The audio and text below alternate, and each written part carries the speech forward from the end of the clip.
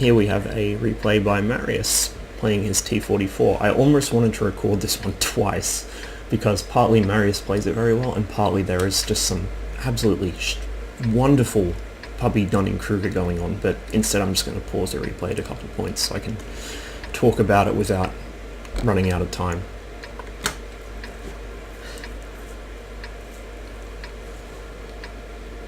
Ending up in a tier 8 match, in a pair of tier 8 mediums, a pair of strong tier 8 mediums at that.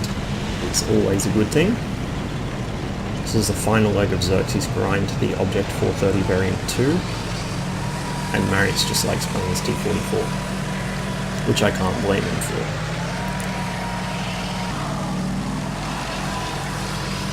So they're both heading north, which is a solid plan. That's where I take my mediums on this map. South really just isn't suited for mediums because it turns into static corner fighting. You don't have the hit points and you can't use your mobility. It's pointless. If you take a medium south, you need to very seriously reevaluate your life choices. Mid is kind of workable, but it's too exposed, especially now with the TD spot being built at C7. So north is really the best place to go. Marius position's a little further back, looking for camouflage. Normally I hug the corner, but then again normally I'm playing something with gun depression. Xerxes heads right out, so you can get good angles on the guys up at the ramp. First thing's lit, Chiri, an easy, soft target. Looks like he's busy clipping at Xerxes, but it's not doing him many favours there, so he backs out.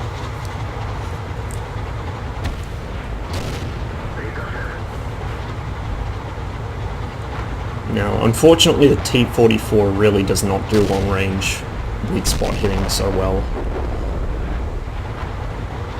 So against the frontal aspect of 4502, Marius is kind of not going to be doing a whole lot. On the other hand, if he has the shots, he may as well take them. He's got plenty of ammo.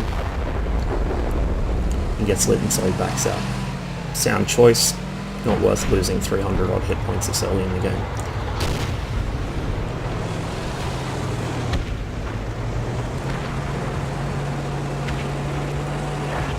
And here we can hear somebody slinging HE at Xerxes. That's the Type 58, Archwolf. And in a second, I'm going to pause it, replay, and have a little chat about this, because it's definitely worth mentioning. So Xerxes tells him, don't shoot HE. Sound advice. You've heard it from me 1,000 times. If you've ever played with Hellsaw, you've heard it from him. And as Marius advances up around the corner, because there's nothing here to stop him, the Type 58 asks why. And you'll see his incredibly bad excuse in a moment. Nice shot from Marius there. I wasn't going to pen, so there's no point. This is a Type 58 shooting at an Object 416. If you've ever played the Object 416, you will know one of its many problems is it doesn't have a hit point pool, and it doesn't have armor. In fact, it has about as many hit points as a tier 8 TD, not a tier 8 medium, and its frontal armor will be penned by basically anything it will see. Even light tanks will usually pen it. A Type 58, throwing AP at the front of it, will certainly pen it, probably even its turret, which is bowl-shaped, but not the typical Soviet bowl turret with very heavy armor. The Object 416 essentially does not have armor. It's designed to sit further back in camouflage and shoot from a distance where it won't be spotted and won't be shot at. So the Type 58's excuse is complete bullshit. By shooting HE at it, all he was doing was denying himself damage, and in fact he wasn't even critting Xerxes, because he wasn't hitting him hard enough, and he wasn't hitting him anywhere he would crit modules. So at the end of the day, that Type 58 only served to screw himself out of a lot of damage and get himself killed by driving in front of an angry tier 8 and then shooting HE at it. It's basically like poking somebody in the eye and standing right in front of them. Let's continue the replay. Marius moves to exploit the breach up here. Learn the game, says Archwolf. Now I knew this guy's name was familiar, it's because I've run into him before slinging HE, and I attempted to tell him why you don't shoot HE, and he came out with the same bullshit. He claims he knows his vehicle's limitations, plainly he does fucking not, otherwise he wouldn't have shot HE. In fact, he doesn't know anything. This guy has not improved since the last time I had an argument with him. If anything, he's got worse.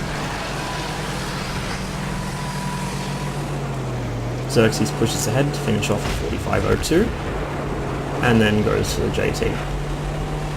Says Mr. XVM Tool, who pads stats, Xerxes hasn't really played the game since NDP's glory days. In fact, he is coming back from over a year of not playing. I'm reasonably sure he hasn't had time to pad his stats since then, and, you know. Anyway, back to what's actually happening in the game. Xerxes and Marius are now exploiting their position up here, as you do. They've got a nice flank on the enemy 416, who doesn't quite know where to go or who to shoot at, but they can see that South's fallen, so they need to go back. There's no point sitting around up here. Cheery, dead guy crying. Xerxes is very much alive last time I checked, and he's also not crying. He's telling the guy not to shoot HE because it's stupid. I like breaking modules myself. The fact that somebody driving a Cheery is defending the use of HE says really all it needs to there. He's fucking terrible. If you shoot HE out of a Cheery, you really should just uninstall the game and go back to Tetris. In fact, Tetris may even be a little too much for you. There are a handful of tanks I would even bother firing HE from. I'm talking straight HE, not Hesh.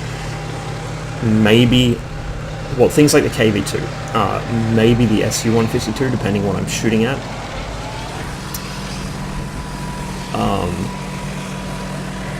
Maybe the T-49 when it gets implemented in the game. Maybe, but even then I'd be shooting the high pen HE, which is basically just shitty Hesh. Xerxes does finally get killed by the KV-5, who is obviously not shooting HE. The E-25 here is trying to kill Marius, but unfortunately for him, the T-44's frontal slope is a bit much for an E-25 to handle, especially at long range. And so Marius just drives straight through its fire without really worrying. T-34 snapshots and misses, which lets Marius get into the trench and work his way around it. Shouldn't interrupt the enemy when he's making a mistake.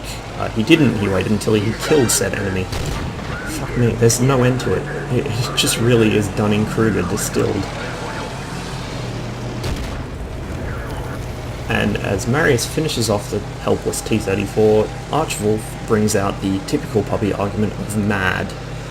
When a puppy realizes that they're actually wrong and losing an argument, they just default to you mad, you mad, you mad until you shut up. Because apparently that's what puppies think is winning an argument. T-28 giving Marius broadsides. I don't know what he thought he was going to achieve by doing so, but Marius is able to easily finish him off. Looks like the 304s are on his case, but it's not going to do them any good. He is now unspotted, and he's well and truly out of their sight here. He's also out of their shot arc behind this hill. Again, the Type 58 is still full of shit. He did not crit Xerxes in any meaningful way. And this is the thing, you do get to recognize the names of these players because they come out with the same shit every match. Archwolf has done this every fucking time I've seen him. And as long as he carries on with this fucking retarded attitude, he's never going to improve at the game. And I feel absolutely no remorse about shit-talking him because he deserves it. Bad players who don't learn from their mistakes, don't learn from actual legitimate advice given by better players. Xerxes was trying to help him out by telling him not to shoot HE. Fuck me. If a better player gave me advice, I would not argue with it.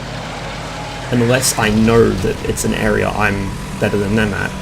Say that, you know, somebody tries to tell me how to play a tank I know I'm one of the best at. and I know they don't have a lot of experience in, but if it's generalized advice from a good player, like don't shoot HE or don't go to this part of the map or something like that, you accept it without questioning it. Also, obviously, I'm in a position where I'm a lot more able to recognize what is good and bad advice. But the attitude that, you know, people think they're always right, they think they know everything when they've got 4K games and a 46% win rate.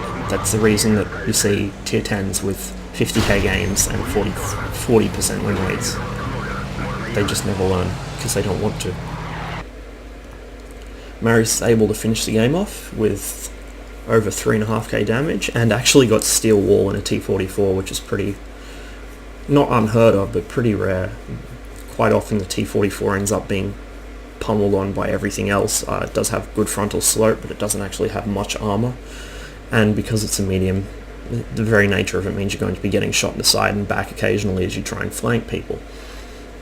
But a 5-kill game, you know, he just played the tank to its strengths, used the armor against things he knew he could use the armor against, used mobility against things that he knew the armor wouldn't hold up against. It's basically how you play the T44. So it worked out being a very good game for him. It was an alright game for Xerxes, from what I recall. And shortly afterwards, Xerxes actually did get his 430 variant too. And we all got to just witness the mentality of 46% bad. So, to recap what we've learned in this video. First of all, don't shoot at the front of a T44 in an E25 from the edge of your render distance, because you aren't going to pen him. I don't know what that E25 thought he was doing. Most other tanks, it wouldn't really matter, because, you know, sometimes pubbies will get afraid if they get hit over and over, whether it pens or not. The E25 doesn't actually have the ammo to sustain that. In fact, I think the E25, if you just held down left mouse, you can expend all your ammunition in 20 seconds. So you can't really afford to put shot after shot into something you're not penning. And the E25 really shouldn't be engaging higher tier tanks from that far away. It's not going to be effective. Other things we've learned, obviously use mobility where you can't use armor. That's how you play medium tanks. It's something Marius did very well this game, something Xerxes also did fairly well. If you can't do that, you shouldn't be playing mediums. The other thing we've learned, don't fucking shoot HE. Holy fucking shit. If you are in a medium tank, probably don't even carry it. Most of my tanks, there's only 2 or 3 I have which don't have any HE because they just can't afford it. They're either auto loaders or they have issues running out of ammo, say the Type 59. All my tanks where I'm confident I'm not going to run out of ammo during the course of a match, I carry maybe between 1 and 5 HE shells. The reason I do that is purely so I just have something that if I need to get an emergency reset and I can't be sure I'll pen or crit something, I just have the ability to throw an HE shell at it. In higher tiers you also get the am I going to run into a waffle factor. HE can occasionally be somewhat useful, but you need to know when it's useful, and in this situation it wasn't. That guy was full of shit when he said he knew his tank's limitations. He doesn't. If he knew his tank's limitations, he wouldn't be firing HE. The HE from an 85mm gun against a fucking tier 8 medium is just, why bother? You may as well go ram it, you'd probably do more damage. So, if somebody gives you advice and they're plainly, you know, I've spoken at length on my other videos about stat padders and people who sit at the back to farm damage and throw their team under the bus. There are whole clans which I just assume they're going to be useless because even though they may have better stats than me, I know how they play. But, and this is a very big but, and unless you were sort of at my level of play, which really isn't saying much, but unless you're sitting in the higher end of green or the lower end of blue on a standard XVM config, you really need to be paying attention when people who are at that level give you advice. If a purple gives you advice, you really better listen to it. And the simple reason for that is, if you are not doing very well in the game, it might not be because you're necessarily bad, it might not be because you're necessarily a shitter like that guy, it's because obviously you haven't fully developed the knowledge you need to be able to really do well in the game. I've seen people go from deepest, darkest red territory to being blues over the course of a couple months just because they actually took advice. I've had numerous people who I've run into and you know, they've been doing something stupid. I've told them, don't do that, this is why, do this instead. And I run into them later on, and sure enough, they've improved at the game. It's not hard. If somebody who knows what they're doing tells you not to do something, I don't care if you think you know your tank. If you're anywhere in red territory, you don't know your tank, you don't know the game. You shouldn't be pretending that you do. Take advice where it comes. I mean, unless it's from a red player, obviously don't take advice from fucking Terrabads. That would be really stupid, but the only way you'll ever improve at this game, and this video is going to be quite long, I guess, because I'm going to go on a bit of an anecdote here. I've got a friend I've known for a couple of years who has recently got back into the game. He hasn't really played since beta. Obviously, the game has changed a lot since beta. If you've been watching my videos for any length of time, it changes so dramatically from year to year that if I had taken a break at the end of beta and just come back now, I wouldn't even recognize that it's the same game, really. But this guy, I mean, he was never crash hot at the game, but then again, neither was I back when I played beta. I was absolutely terrible. He thinks he knows what he's doing, and that is the worst thing, because he constantly sends me screenshots of, oh, you know, look, I did 200 damage in my Panzer III this game. It's 2 shots. He's done 2 damaging shots. So I went and I explained, if you can't do that. You cannot be doing 200 damage a game in a tier 4 medium tank. It's just, I wouldn't even expect damage that low from a tier 2, to be honest. And I went and explained, look, if you get put in a tier 6 match, because he was complaining constantly about being put in tier 6 matches, like, oh, the matchmaker this, the matchmaker that, I just get bad luck. No.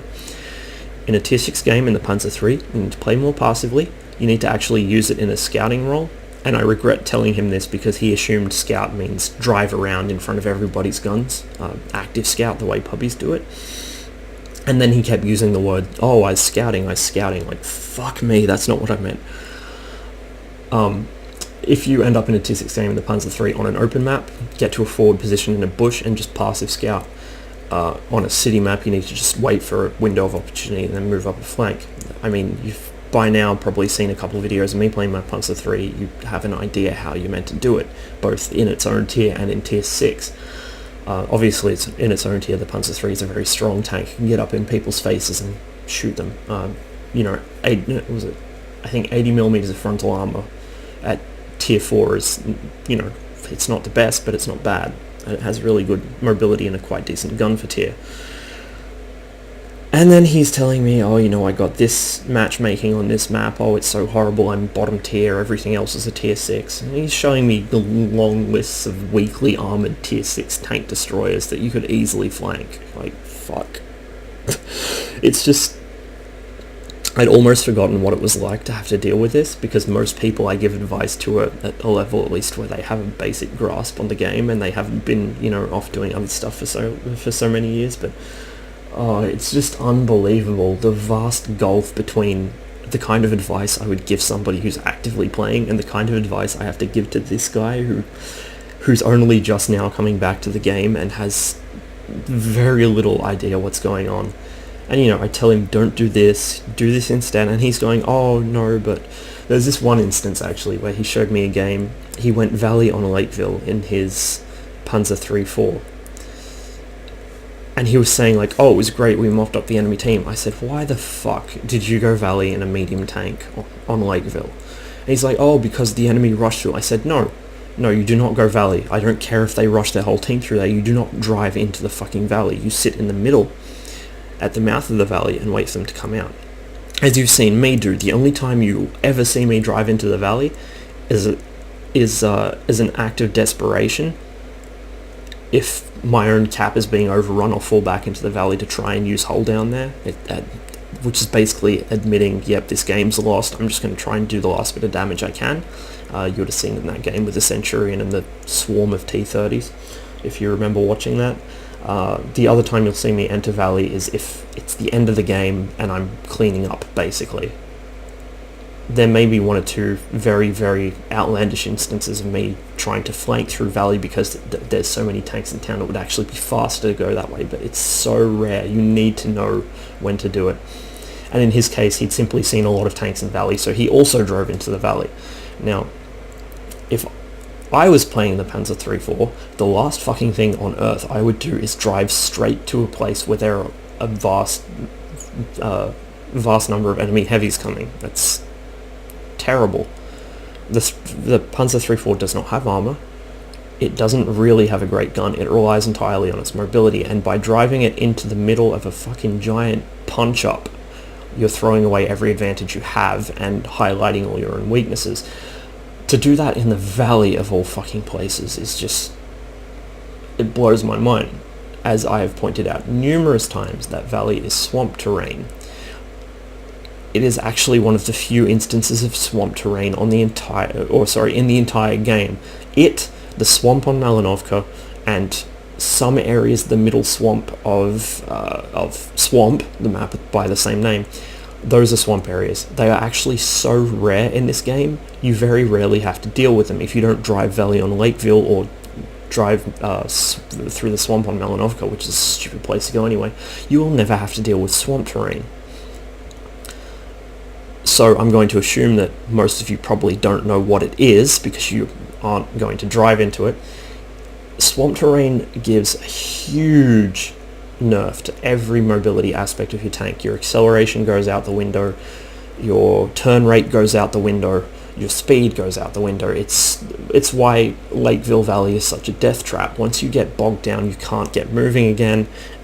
And as I was telling him, if they'd rushed one tank through town, which he had of course left completely open so he can go join the fucking fist fuck in Valley, if they'd driven one tank through town, he wouldn't have been able to get back and do anything about it, because by the time you turn around and come back from the Valley, it's possible to get all the way from town to the top of the Valley and then shoot back at you. And that's the primary reason you never go there. It is a death trap. Once you drive in, you cannot get out in the time it takes an enemy tank to get to the mouth of it and shoot you in the back. That's why you don't go there. I mean, you've seen me do it countless times. We've come through the city and the enemy team is still crawling their sorry asses back out of the Valley by the time I get to the top of it and start shooting at them. It's just the worst imaginable position to put yourself in. It's a bottleneck, it's shit terrain, you can get flanked easily in the time it takes you to even respond to the threat. And I had to go through all these reasons. I was explaining them again and again. No, do not go Valley. It's the weakest position in the entire game of any map. You cannot go there. And he was giving me reasons. Oh, but they rushed us. Oh, but we won the game. You know, oh, but I killed a KV-1. You killed a same tier heavy tank. Congratulations. I mean, I kind of felt bad because I felt like I was belittling him and sort of, you know. But you have to. There's nothing else you can do. If somebody's arguing, you have to belittle them and make them think, oh shit, this guy's, you know, he's just fucking running roughshod over all my arguments. He's not even giving me points for a single thing I say. Maybe it's because I don't have a fucking clue what I'm talking about. And this is what I told him. Well, if you're going to fucking come out with all these excuses, I may as well not even bother trying to help you. You obviously know what you're doing. You obviously know everything there is to know about this game you haven't played for 3 years. So me, you know, I've been playing it for 3 years solid. I bask in your wondrous knowledge. I don't need to help you. I'm going to go off and do my own thing, see ya. And he eventually saw reason in that, I guess, but it's really the only thing you can do, because until you stop and realize, well shit, I actually don't have a clue what I'm doing, and I am, you know, the only thing that's holding me back, I should maybe stop making excuses for myself and stop and listen to people's input. Because that's the thing, as long as you make excuses for your mistakes, you will continue to be bad at this game. And I used to do it. I used to make all sorts of excuses. I used to make excuses for using auto-aim and trying to circle people at point-blank range. I used to make excuses for trying to shoot heavy tanks in the front in mediums. I used to make excuses for going Valley on Lakeville, actually. you know, all these things I recognize myself as having once done and having once made excuses about. He's now doing the same things, and so I feel the only way I can actually get through to him is to basically make fun of everything he says, which is a horrible way of trying to teach people something, but I don't know any other way. Because as it happens, it was the only way that got through to me when I was that bad, so I guess I'm just paying it forward. So, this ended up being a lot longer than I planned, but if you're still here and still sat through my bedtime stories there, thanks for watching. I might do a couple more guest starring Goons videos, then get back to my regular upload queue. For now, I haven't got any new videos out of 9.3 test because I haven't been playing it, partly because I'm just sick of having to deal with my horrible connection to the test server, and partly because I just can't be bothered. I've been keeping my ear to the ground about any changes that have been made, and apparently the M41 has not been nerfed yet in test iteration 2, so I would keep a very close eye on that if I were you. If the M41 Walker Bulldog gets into the actual final release of 9.3 without being nerfed, fucking get that thing. It is the most powerful light tank in the game. Anyway, thank you for sticking around, and thank you for watching my videos, and I wish you the best of luck in the game. And, well, just the best of luck everywhere, I guess. Fuck, why not? I'll be generous today. And I will catch you next time. Thank you, and goodbye.